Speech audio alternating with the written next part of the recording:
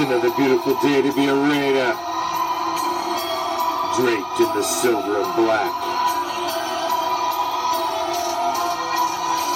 I represent the shield. I represent the swords. It's that time of night again, Raider Nation. And you've come back. Why? Because it's time. It's time to bring them.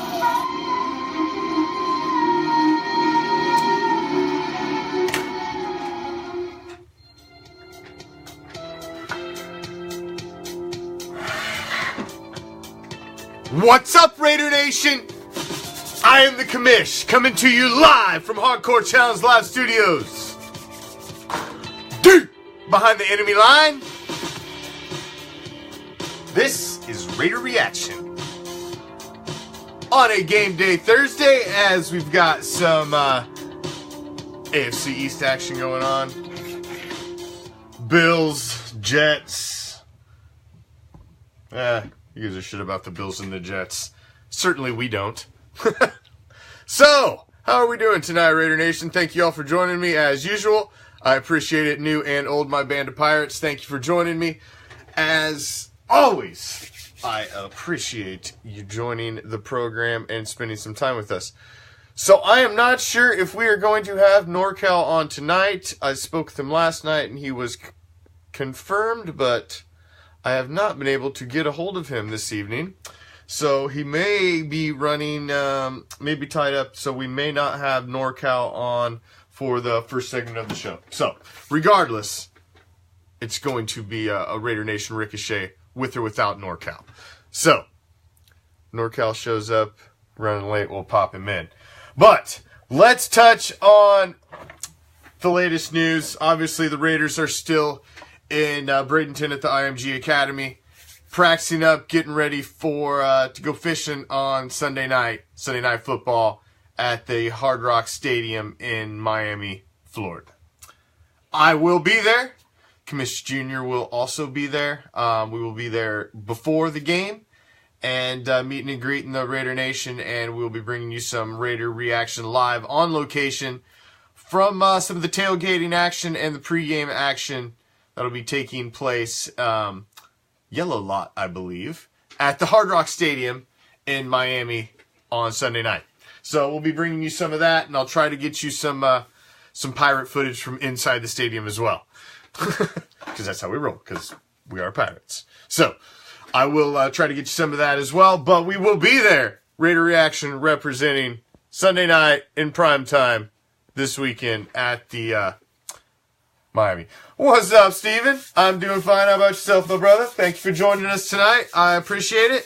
If there's anything, since typically we, on Thursdays with NorCal, we rip through all of the hot Raider topics in a little segment we call the Raider Nation Ricochet. So if there are any topics, since we don't have NorCal in attendance currently, if there are any topics that you guys would like to touch on, please throw them up there, and I'll be happy to grab some comments out of there while we're rolling through, and I'll touch on those as well as we roll on through the show. But here's the thing, Bob. I agree. It has been the same old. But here's the thing. Downey is saying that they're calling the plays to attack and go down the field, but that they're getting checked down to the dinks and the dunks. So, do you put some of the blame and the onus on the quarterback for not maybe being a little more gun-shy than he was last season? Is that possible? Does he share a little more of the blame than maybe Raider Nation's wanting to give him full credit for? Because it's possible. Because, like I said last night, you don't know what the progression was of that play as it goes out there. Just because it ends up going to who it ends up going to ultimately, doesn't mean that was possibly the second option. Hell, he could have been the fourth option. And he'd already checked down from the other three. We don't know. Unless you are in the huddle in them headsets, we won't know.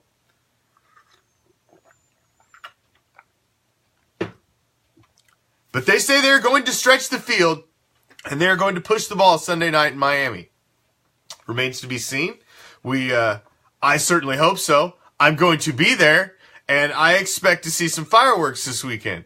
So I want to see some points put up, and I'm hoping to not be disappointed. It is Miami. They are not a good team. They have gotten rid of everybody. I don't know, Rip. I don't know. Is Carr playing scared? It just doesn't seem... I don't know. Something's not right. Something's obviously not right. Now, I agree that the first place you look is the obvious change. What was the change on offense?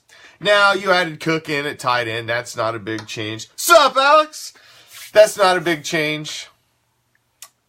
A little bit of a tweak on the offensive line, but more of an upgrade at the right tackle position. Not really a change. Wide receivers are pretty much the same. You traded beast mode for Murray, but that's not really affecting your offensive mojo. I mean, basically the mojo of your offense is the same, except for the one calling the plays. As Musgrave exits, Downey takes over. So obviously that's the first place you look. But Carr was in constant communication with Downing last year in the role that he was playing last year. So it's not like wasn't a familiarity, but it's different when you were riding shotgun, and now the guy that was driving is like, here, bro, keys are yours, and he's out. You don't have that safety net anymore. Before Musgrave was there, he had that safety. He doesn't have that anymore. So now it's different when you got to be the man. Got to be the man.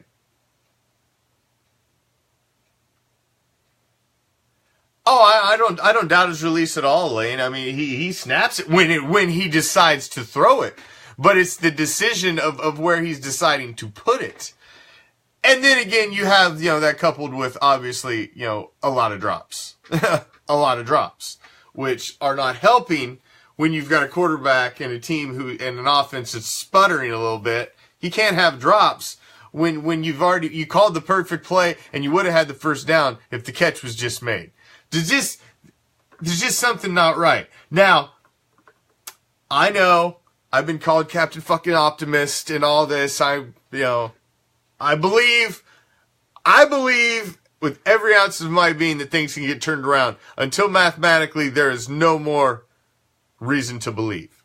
Because if you don't believe in sports, man, there's teams that come down from 3-0 and come back and win championships. There are all kinds of crazy come from behind. The team that never should have won. The team that didn't have a chance. There's every one of those stories ingrained and entwined in sports. So for you to not believe when it is still mathematically possible, how can you call yourself a fan? You have to believe. So, yes, sometimes I'm a little over-optimistic because the football season is a very short part of my year, as it is everybody else's. And I enjoy the hell out of it. And I'm going to squeeze every ounce of enjoyment out of it I can. And that means rooting for my goddamn team until the last fucking nanosecond that they are around. And kicking. And when they go down, hopefully fighting, I will still watch every minute of every goddamn game and hope that they shit all over somebody else and don't allow them into the playoffs. I hope we play spoiler. I've taken a lot of pride in Week 16 and 17 victories when we eliminated the Chiefs from the playoffs or knocked somebody else out of the playoffs. We're not going. Well, screw you. You ain't going either. So, I can see how it's possible. Now I know everybody says I'm crazy and there's no way in hell it's going to happen. The season's over. Da-da-da-da-da-da.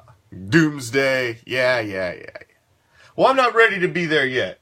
Yes. No, I'm not blind. Am I blind to the problems? No. No, I'm not blind to the problems. I see the problems. We all see the problems. But I like to think that the Oakland Raiders are made out of a group of professionals. And these professionals also see the problems. And they're doing everything in their freaking power behind closed doors to fix said problems. I don't believe in my heart of hearts that everybody is just sitting around like, yeah, man, 3-5 sucks, but that is what it is. That's not what's going on. People are working hard and they're doing everything in their power to go out and win this game and win the next game and win and be successful. It's a fine line to walk in the NFL between success and disaster. Because there's no freaking gray ground for your typical fan. It's either success or it's fucking disaster. There's no middle ground. It's like, they're doing alright, man. We win some, we lose something. It's like, oh no. You're either jacked up because they're kicking ass, or you're just like, you're ready to go jump off the damn bridge because they're sucking. And there's no middle ground. So therein lies the problem. Bob, I'd hope so. Maybe there's like a return policy. Do we got like 90 days with receipt that we could get him back? Hopefully. But somebody look into that. See if there's any fine print on that.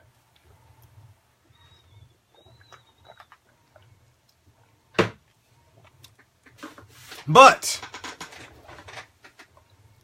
if we go out, mojo and momentum in a team sport like football means a lot. A lot. So, the last time we were in prime time, we showed our ass to the nation and we looked terrible. It was the kneeling freaking crisis. It was just, bad football. Just all around. It was just a train wreck. We looked bad. We're back in prime time again. No, it's not the premier matchup of the week. It's the Raiders at Dolphins. But, regardless, it's Sunday night football. And when football is on, just like the Bills and the Jets, people will watch. And people will be watching the Raiders play that would normally not be watching them. Because it is on prime time. Sunday night football, network TV, you can get it with your rabbit ears. So everybody's going to be watching it. You go out, you gel, you freaking light up the score. It doesn't matter that it's against Miami. It doesn't freaking matter. You go out and light up the scoreboard in prime time against the world. Well, KC was prime time. You're correct. Excuse me. You're correct. KC was prime time. Correct. My apologies. I was thinking Sunday night, though. Because Sunday night's a little different audience than Thursday night. Sunday night, you get everybody. Thursday night is yes, it is prime time, but I was thinking more Sunday night, Monday night. Those are your traditional prime time games. Those are when you get the big time audience. Everybody's home on Sunday night. Sunday night football has turned out to be almost as big, or if not bigger, than Monday night football. So those are big marquee games, which is why they have the flex schedule for Sunday night football now, because they want to have the best freaking games there because it's such a premier slot. Which I was worried that possibly they would flex us out. So I'd actually put a post up because I noticed my tickets had said flex schedule on them, which sent me into, well, wait a second. But come to find out, in digging through the flex schedule rules, teams require 12 days notification to flex you out of the Sunday night primetime slot or to flex you into that slot. So that way, proper notification to fans can get put out to make adjustments and, everybody can get ready for it. So, at the time of the Miami 40-0 destruction, when they were all like, damn, we got to put Miami in primetime next week. Well, it was already too late by then. It was like 9-10 days. So, they couldn't do it. And primetime it is. But, back to what I was saying, you go in on primetime and you have a big win and you come out. We're going into bye week. You don't want to go into the bye week on a 2-game skid looking at 3-6. How do you get excited about that? You can't. Now, you win a game in prime time. You look good. Everybody's saying positive things about you the next day. You step away for 2 weeks. And you get ready. Because now you're playing for your season. Now it's 4-5. And here's your mini Super Bowl. Mexico City. Neutral site. Neutral site, but Raider friendly.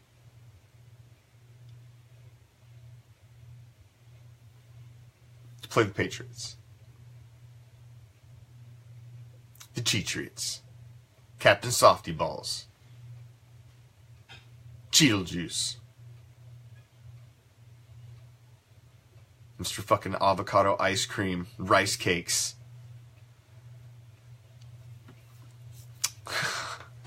We get them. Now, you got something to fight for. You're 4-5. You win that game. You're 5-5. And there's 6 games left. All of a sudden, it's a 6-game season. Because every single team to win a Super Bowl and win a championship has to go on a run. It takes a run to win it all. So you have to go on a winning streak at some point. At some point. A lot of sports is the mental approach and how you look at it. So that's why I'm looking... And I hope the team and I hope the coaching staff is looking at it the same way. You can't look at the daunting schedule ahead of you and the gamut of the season and be like, oh, well, we can only lose like 1 or 2. The whole rest of the... You can't look at it like that. You can't look at it like that. You got to look at it as a 2-game season. We need to go out and beat the Dolphins, and we got 2 games to get ready for the Patriots. We do that, and then we're going to relax for a day, get our heads right, and focus in on this last stretch of the season, which is 6 games. And you only need to really go 5-1 over that stretch. So you could drop one in there somewhere. Is it tough? Hell yeah, it's tough. It's the freaking NFL, man. Every week is not a gimme. Last year, everybody seems to forget, man. Carr is one of the tops in the league in fourth quarter comebacks. That's because he's constantly pulling it out from behind. Those games are a play or 2 from being a loss. So, yeah, we were 12-4 last year. We could have been 10-6 or 8-8. Real freaking easy. By a couple different bounces of the ball. So,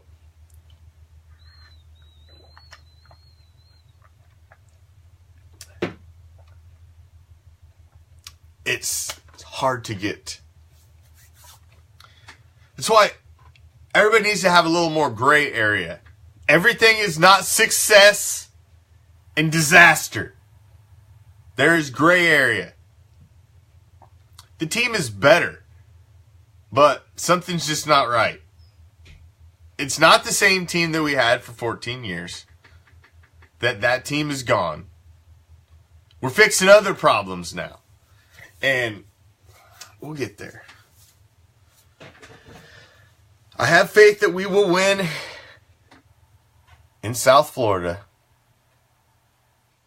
We're supposed to be a top team, Bob, and we still have the talent to be a top team. See, that's the difference. Is before we didn't have the talent. As much as we wanted our team and hoped and wished that we had the talent, we didn't. We didn't, and it showed on the field every week. But now we got the talent. So it can be fixed when you have the talent in-house. That's what I'm saying, man. I still believe that things can click for this team. I still believe that it can happen. I really do. I still believe that things can click for this team. Yes, it's getting dire. Yes, everybody's freaking out. Yes, it's damn near crisis time. It's oh shit time. I haven't been able to watch it, Jerry. I had to step away because there's no way in hell I'd be able to have it on because I'd be watching football. If football's on, I'm like a cat with one of them red lasers. I'd be on it. And, you guys don't want to just look at the side of my head while I'm watching football. But it looked like they were, from what I seen, it looked like the Jets were holding their own. So what's the score? Score check, Jerry. What's the score check? Because I would like to see the Jets beat Buffalo. I hate the goddamn Bills, man. I've always hated the Bills. I was a 90s kid, and I hated the Bills. 17-7. I just traded McCown in my fantasy league, and he's actually been quite the fantasy stud because he's got no fucks. He just slings it all over the place. You don't care. He's got. Well, I mean, what's he got? This is his last ride. He don't care. Deshaun Watson is out for the season. I was getting ready to touch on that, Jukebox. I'll segue into that now. Thanks for bringing that up. Deshaun Watson, who has been an amazing talent and was an absolute steal for the Texans in the draft for him to even be available when they got him. It is quite a shame for them to. Looks like they're going to be losing him for the season. Now they went and scooped up our trash. Found this bag sitting over on the curb by the name of Matt McGloin. So they scooped him up so they could back up Tom friggin' Savage Garden over there. And Savage has not looked good, man. Every time they've played, they even wanted to bring Osweiler in instead of play Savage. That's how freaking bad Savage is. I agree, Michael. I agree 100%. I still say we have a team that could make the playoffs. 100%. 100%. Still believe we have a team that can make the playoffs. Is it tough? Hell yeah, it is. Is it going to be... Now, let me digress a second. I'm sure some of you have heard my theory. My NFL seasons theory. If you haven't, then I'm going to share it with you. If you have, I'm sorry, I'm going to bore you with it again. But I have a theory, and everybody that knows me personally has heard my NFL stories theory. Every season, every NFL season is a story in itself. It becomes an America's game. It becomes an NFL film, hour special. It gets music dubbed over it. But every season gets wrapped up, put into one nice little package, produced, delivered, and is ran for eternity on NFL Network, NFL Films. And that one season, the 2017 season, all gets wrapped up and put in one little special package. Now, when you look back on the season, it could be any season. But when you look back, 1987, 92, 72, any damn year, 73, 76. Now, when you look back on any one of those seasons, there's a story that goes along with those seasons. There's a story. When you say 1976, you thought, ooh, the Raiders, 76 Raiders. Now, when you say 85, everybody thinks the Bears. The 85 Bears. Oh, yeah. There are just teams that are synonymous with certain years. That's because the story that is associated with it. Every season has a story. The loser of the Super Bowl is only a detail in the story of the winner. And that's it. They're a blip. Every other freaking team is just a small blip or a sentence in the story of that champion of the year. Now, you can start to sometimes see, as it starts to get into the playoffs, you can see the story start to unfold. Like the year that Jerome Bettis won the Super Bowl. He was retiring that year. They were all, let's win it for the bus. And it was, the Super Bowl was going to be in his hometown. And, I started to see the story lay out and it nauseated me. But I could see it lay out. And like the Kurt Warner's year. The year with Kurt Warner when, Green goes down and he comes in. Oh, here's the guy who was bagging freaking groceries at Hy-Vee in Iowa. And he's going to come in and he's going to, and he ends up being a Hall of Fame quarterback. And that year he leads them to the Super Bowl. And the whole story, when you say that year and that season, the whole story is the Rams and Kurt Warner, the greatest show on turf. 1985. The only thing you remember from 85 is the Bears. The only thing you remember from 1976, the Raiders. 1983, the Los Angeles Raiders, Marcus Allen. Those years, they become synonymous. You had the year that the Bucks won the Super Bowl and beat us. We're a punchline in that season. Nobody else remembers the greatness of the Raiders except the fans of the team. But we're not a story of the 2002 season. We're not. We ended up a small chapter in that story. Because that story became about the Bucks, not us. The Ravens, they had their story here. It's our turn. It could still happen. The story can still be written. Can still be written. You can see the stories starting to write themselves. There are several narratives already working. You've got the young quarterback who played Division II. Nobody wanted to take a chance on him.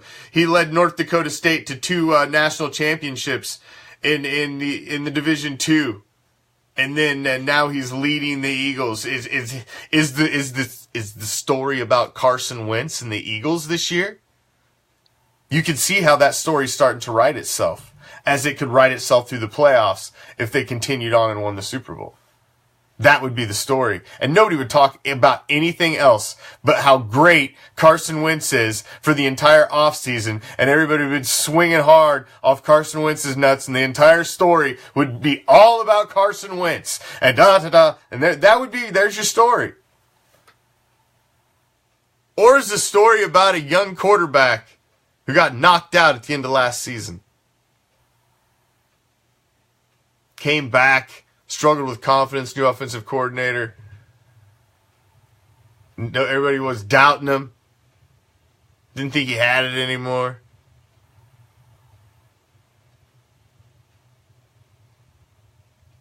Won a game going into the bye week to get a little confidence, and then came out and just went on a freaking tear through the last part of the season and into the playoffs. And then the story is written.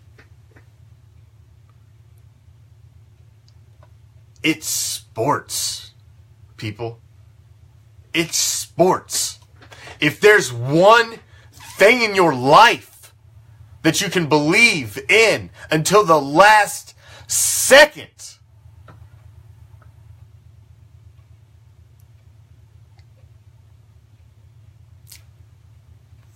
The team that won the 1981 Super Bowl was also a wild card team. All you got to do is get in. Every team that wins the championship has to go on a winning streak. It can start any time. Any kickoff can start a winning streak. It's sports. If there's one thing in your life that you can believe in sports, the craziest things happen. How many times have you heard an announcer say, "This has never happened," and then, by God, it happens right in front of your very eyes? It's sports. It's the one pure thing still in this world. Everybody tries to dick with it. But still, when it gets down to the nitty gritty, that's what makes it beautiful, is the unpredictability. You can't even fathom what can possibly happen. The sea of hands, the immaculate deception. Just anything can happen at any given time on any sports field on any given Sunday. I still believe that the 2017 season is not done, and we can still write our story.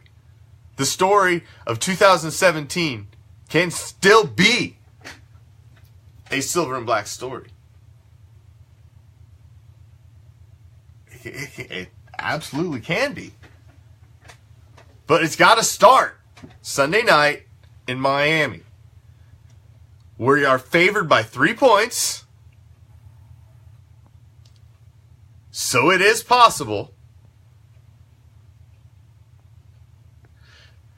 JP, are you in the house? If you're in the house, throw it up in the comments, my man. And if NorCal, you pop in, throw it up in the comments too.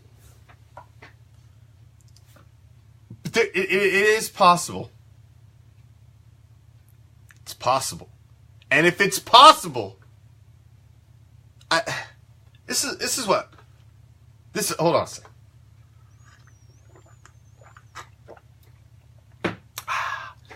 This is what I don't get.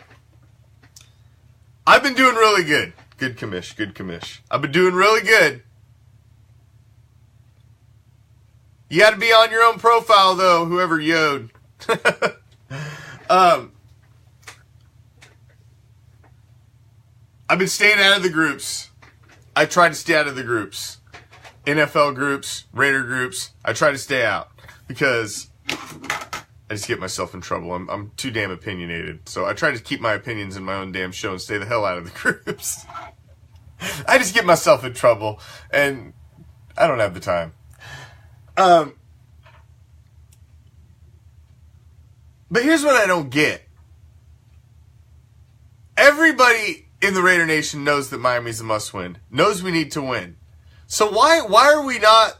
Why is it not in the groups like, let's get Miami, we need this one, man. This one, we need this. Why isn't it like a positive vibe, like how bad we need this win? Let's get this win. Let's beat the Dolphins. Freaking go team. Why isn't it that vibe instead of man, we're garbage. How are we ever going to win this? Blah, blah, blah. No. Nope, you're still Raider reaction. So, it's such a negative, and which is another reason why I try to stay out of the groups, because it's such a. I know you're here, but you're here as Raider reaction. They complain about everything. I swear it's the same people in the groups. It's like they just go group to group bitching about stuff. And like post the same thing in every group to see what reaction they'll get. I swear it's like the same people in 500 different Raider groups. We should be positive. We should be positive. And you know, it's this. It didn't bother me, man. Even in my own booster club group, and I look at the group that I'm in, just the booster club that I belong to, And our group on Facebook, I think it's got like 900 and almost 1,000 people. So we'll say 1,000 for simple math purposes. So 1,000 people in the group. You would be surprised, man. The clock had barely even ticked to 0 and people were selling their tickets for the Miami game. It's disgusting, quite frankly. That, it's like, I don't even want to go, man. I don't even want to go. I don't get that. I don't get that. I don't get that mentality. Wouldn't you want to go and cheer them on even harder because now you know the game means more?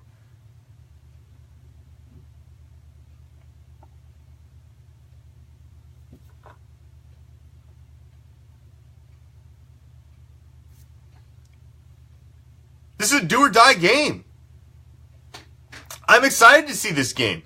I'm excited to hopefully see them come out with some fire and play like they freaking mean it.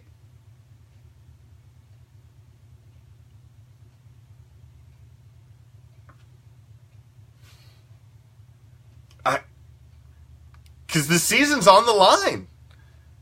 I'm hoping to see them excited and come out with some fire. Man, they've been in Florida all week. The weather's been freaking gorgeous. I mean, it's a freaking magical land. If you haven't been to Florida in the freaking winter, you're missing a slice of paradise, my friends. Because it is a freaking magical land here. That's why Disney World's here. Well, that and to take your money. But that's the other reason Disney World's here. We don't call it freaking wallet for nothing. Well, we're trying to get JP on, but he appears to be technologically challenged today for some reason. Not sure what his malfunction is. But I do see we didn't get a hold of NorCal, so I hope NorCal's all right. Because he was 110% in yesterday, and then he's fallen off. I hadn't been able to get a hold of him. And JP can't seem to get his act together over there, but it's been that kind of year for him with his Cornhuskers and his so. But we do have T-Will waiting in the wings to close out the show with Franchise Face-Off. So make sure you stick around. So we will be stepping to him shortly. You have to click on the little box up in the top right corner that says how I'm commenting as. And you have to click yourself. Not the page.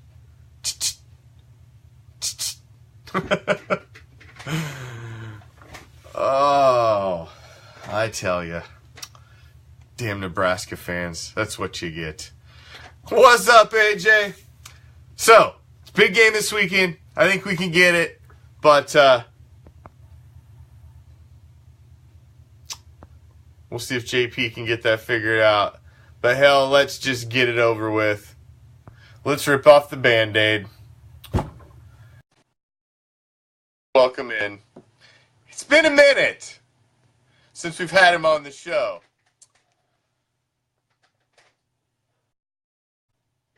And I'm sure he's got some things to say because it hasn't been necessarily positive on our end of the spectrum.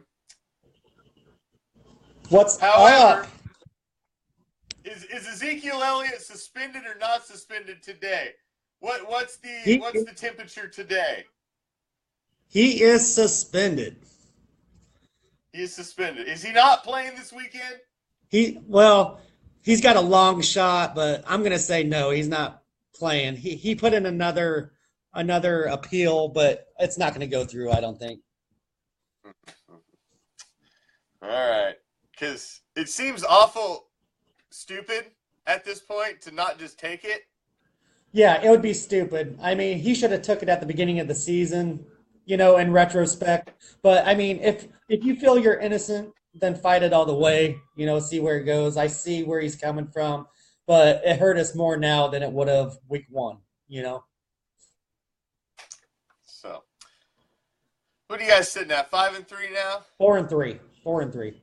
5-3. Who you got this week? 5-3 after we beat Kansas City. I I certainly hope so. I don't think you're going to beat Kansas City, but I certainly hope you beat Kansas City. I will be rooting for the only thing we have on our the side at this point is it's at Dallas and not in Kansas City. That's the only thing we have on our side right now. So, without Ezekiel Elliott, that's gonna be a tough road to hoe right there, man. I don't know, man. We'll get the yards, but the touchdowns are gonna be tough. I hope you guys can pull it out, man. We need Kansas City to lose. And we need to win this week to get things right going into the bye. So we're not dead, but we're teetering on dead. Oh, and man. You're not far from it. 15. That's how many years you guys haven't won a division. Come on, Raider Nation. Come on, man. I'm almost feeling sorry for y'all. You know, I'm about to throw you a bone. Don't you feel sorry? We don't need your sympathy. You can fuck right the hell off. We don't need your sympathy. We will be fine. I still believe we can make the playoffs this year. We are not that far out. If I'm telling you, man, everybody's got to still play divisional. I wouldn't be surprised if a 9-7 team makes it out of the AFC West. We are going to. Okay, that is an ugly hat. Was that all white? Who buys white hats? Are you a nurse? Huh? Yeah, I'm going to nurse the Raiders season back to health. That's what I'm here for. I'm going to give you guys some good mojo, you know, so that you guys can finish 8-8 again. Listen, I still believe we will finish 10-6. I think we can get 10-6 out of this season. Oh, man. Oh, Ben, I don't know, man. I don't know, Commish. I don't know. I don't think your guys are going to pull that off. I don't even think we're going to win 10 games. So, good Lord. We'll see. We can only give up one more loss, so it's a tough one. You know what I'm watching right now is the New York the New York Jets beating Buffalo, and how Buffalo manhandled you last week. How does that happen? How does the Jets do better than? I mean, I understand it's a divisional game and everything, but you're the Raiders, man. I don't care. Contender. I tell you what, this year you can take pretty much damn near everything and throw it out the fucking window, because this year there hasn't been a team that has stepped forward. The Eagles have probably been the biggest team that has stepped forward.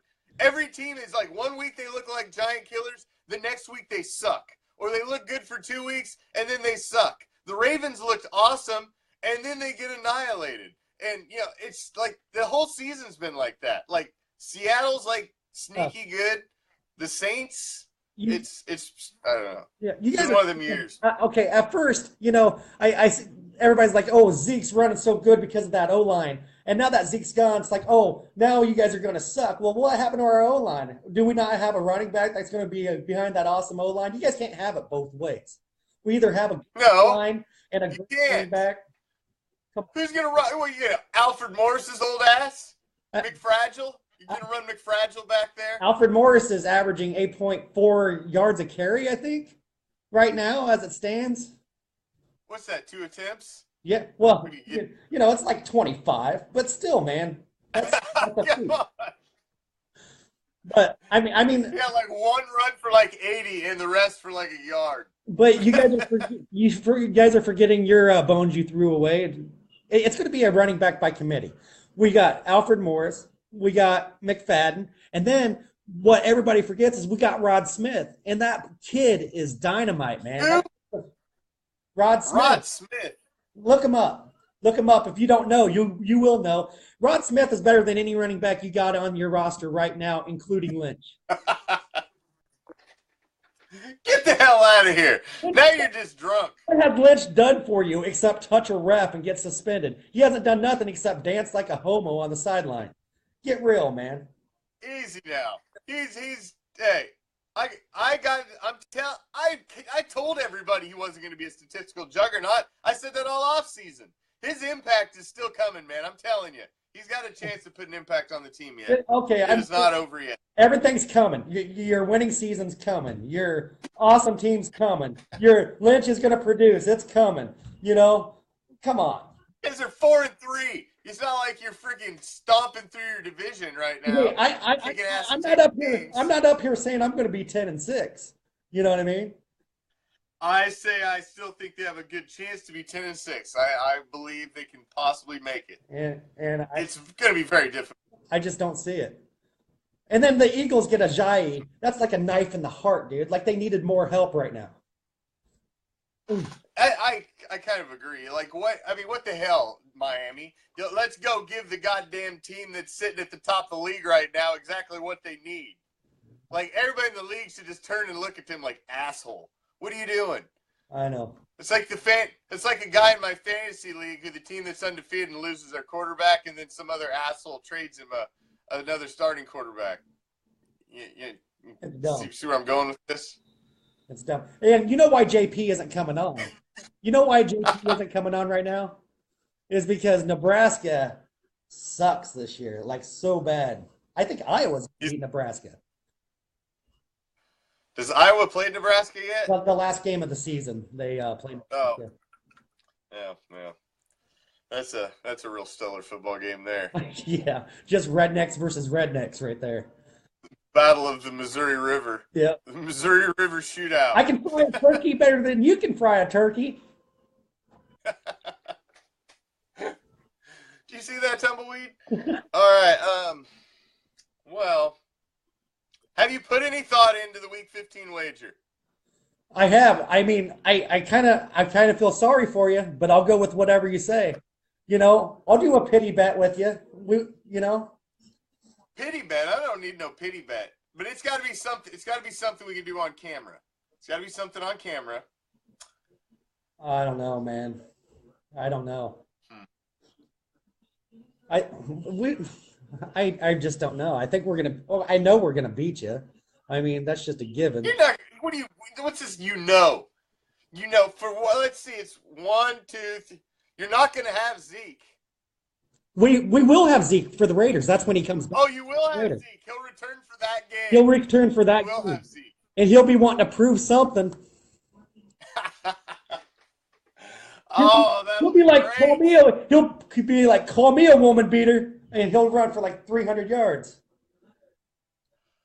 All right, so Raider Nation, we need a bet that we can come up with. The loser has to do it on the show. So loser of Week 15. So we need to come up with a good bet. I'll do whatever, man. I'll do whatever. I'm confident. That's what I've heard about you. Oh yeah. I've heard that. That's right. I've seen it scrolled on many walls.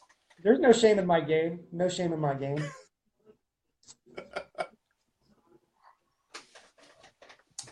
Well. We will see. We will wax their facial hair. Easy now. Ooh, that would be painful, but I'll go with that bet. I'd go with that bet, though, because I'm not waxing nothing. My wife has never seen me without a mustache. She'd be terrified. Hope's seen me without a beard before. She doesn't like it, so. I know my daughter would not. She would not be down with that. No. Ugh. But we got to come up with something. We got to come up with something that we can do on the show. So if you guys can come up with any ideas, please just go ahead and post them on the show. Chris Lentz says a dunk tank. I'll be. What the hell am I gonna get a dunk tank? Right? I'm not gonna rent a dunk. Like I just got a dunk tank hanging around. Oh my goodness. Oh, tattoo Al Davis on your face. There isn't no way. No, nothing permanent. Nothing permanent. Torch a Jersey live. Ooh. That's painful, bro. I'll do Al Davis if you say Jerry Jones is God on yours. Oh. The torch of Jersey live. I'd have to burn a Raiders jersey and you'd have to burn a Cowboys jersey. I will never burn anything Cowboys ever. I know. Oof. That's where I draw the line. And I got some crappy that new hat in the dirt. Cowboy stuff. That's his Merce hat though. Huh? That's his Merce hat. This is a Well, Man. But are you sure you want to do this? Because we're averaging like 30 points a game. You guys are like, can't. Oh, get the hell out of You here. guys can't even do 20. I mean, sure you want to go there? You guys are what, averaging like 17 points a game with that? Oh, no, you do not understand my low tolerance for spicy food. That could quite possibly put me in a coma. Logan, I have a hot wing eating contest with his wife when I go up there, so I love the spicy stuff. And I just spectate. I can't even like be at the table. It makes my eyes hurt. Yeah. And by the way, yeah, go ahead.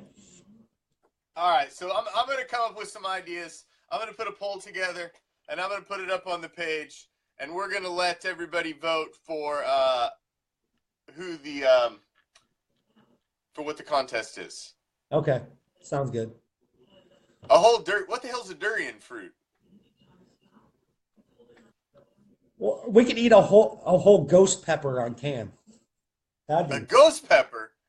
yeah. My son just came out. But Hell no. No. No. I'm not eating any ghost peppers. No way. But I will we'll come up with some ideas. I'll get with the if you can't handle the spicy food, we'll have your woman step up, Ben. She's more of a man. I'm not betting. I'm not. Oh, it's the worst smelling fruit ever. Oh, so it's like a gross eating thing. Interesting. Oh, there's Scott Tammy Downs. I already schooled him once today. He's back for some more. Oh, I don't know if I would call that schooling. That was pretty. I did. I was watching that. I don't know. I did. His little mohawk. I don't know about all that. I don't know about all that. So I will lean on Raider Nation to come up with a wager between me and T-Well for week 15. Sounds good. I think an outdoor over the head bucket challenge because I like that idea. I'll do mine outdoors. You can do yours outdoors too. It'll be Iowa in the wintertime, so all you have to do is throw a bucket of water at me, pretty much. So, all right. Well, we will come up with something. So, hopefully you guys can pull out a win this week. And well, have fun with that 15 years in a row. I will be back next week. I'm sure. We'll see. We'll see. We'll have you back next week because hopefully you can beat the Chiefs, and we'll see if you guys can get it done or not. I hope so, but I have my doubts. So. All right, I'm gonna try to get a bet. We'll try to get a bet nailed down before next week's show. I'm gonna put up a poll. I'm gonna come up with some ideas. All right. See if we can get nailed down. Sounds good. All right, get the hell out of here.